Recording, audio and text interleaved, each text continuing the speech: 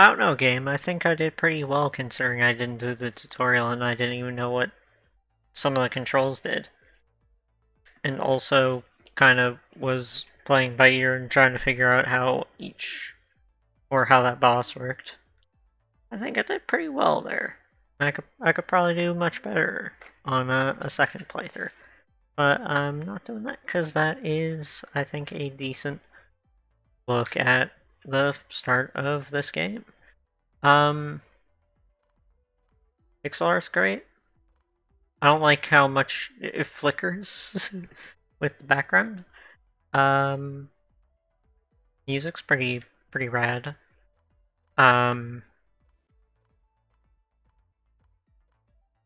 But in terms of the gameplay, I think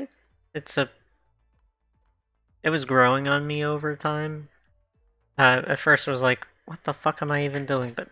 But I didn't do the tutorial, so that makes sense. It makes sense that you wouldn't know everything about the game and might be confused if you don't do the tutorial and just run in thinking it's going to be a standard action platformer. That being said, in terms of controls, I will criticize the wall jumping because it's weird. You may have looked at that in the like my run the world in between video, look at that and be like, oh, he doesn't know how to do the wall jumps. No, I know how to do wall jumps. It's just different in this game. You have to cling to the wall first before you can jump from it. And you have to hit twice to do that. I'm used to wall jumping where you jump into the wall, you start sliding down, and then you jump up. You know, like in Celeste, Meat Boy, and any other of the major games with wall jumping in them of recent memory, and also a bunch of other retro ones that this game is pulling inspiration from. It's a pretty standard way of doing wall jumping. I'm not alone in thinking this is kind of awkward as a control method for wall jumping, but a lot of people aren't going to see what I'm doing on the controller and immediately assume that I don't know how to wall jump, which is kind of annoying. Like I didn't do anything wrong there. It's the game having a weird control setup that I have to get used to by unlearning all of the 10 or so years of wall jumping I've done in video games, give or take, and rewrite it to be, oh, jump at it and then immediately hold on to it even if you're not planning on jumping right away. You know, kind of throws you off a little, off kilter a little bit, is my point.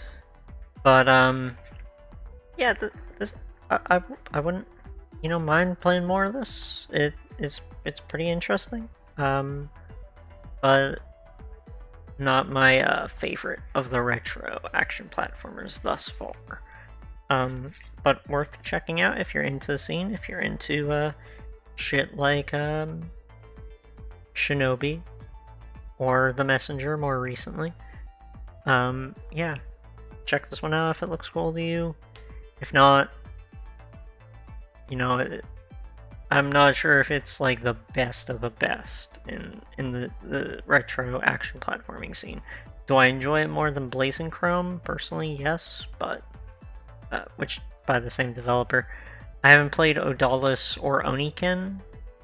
I do own Oniken, but I don't have Odalis, so I can't compare it to either of those two currently. But this is more my speed. Oh, yawning. This is more my speed than Blazing Chrome. So yeah, check it out. It's pretty cool. I like that some of the bosses you have to kind of think a bit more about it and not just running slashing at them. But I do think that I know it's kind of passe to have weak points be more obvious, but I don't think the game does a great job of conveying to you on that second boss that that it is something where you have to hit it where it's attacking, when it is attacking.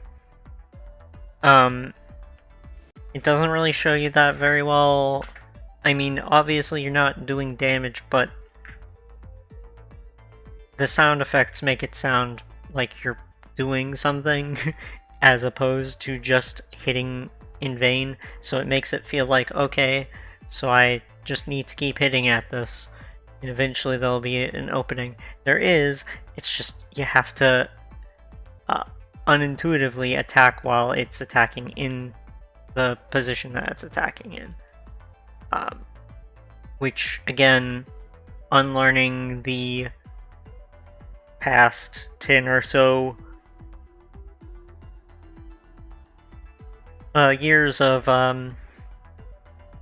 you know, retro indie game boss fights, where you're supposed to not do that, and you're supposed to actually do the exact opposite, avoid where the enemy is attacking, and then hit their other parts that are exposed in the process. I think it could do a better job, especially when it's the face, and it's like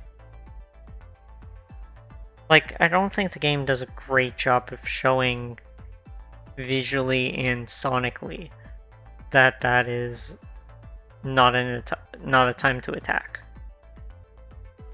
I think it could do better in that respect. But other than that, all of those, you know, things which may seem like nitpicks, but add up on the whole to make it something that I probably won't be returning to right away. It has, you know, I'm a sucker for these kinds of games, so it's like, you know, whatever. You're a badass, like, samurai, fucking cyber samurai called a Moonrider. Yeah, I'll play that. Definitely get into the tutorial before playing it, though. Unlike me, who was like, why am I not making this jump? Is there a double jump? Is there a slash jump? What am I doing here? Alright, thanks to anyone for watching. Have a great rest of your day. You fucking charlatans.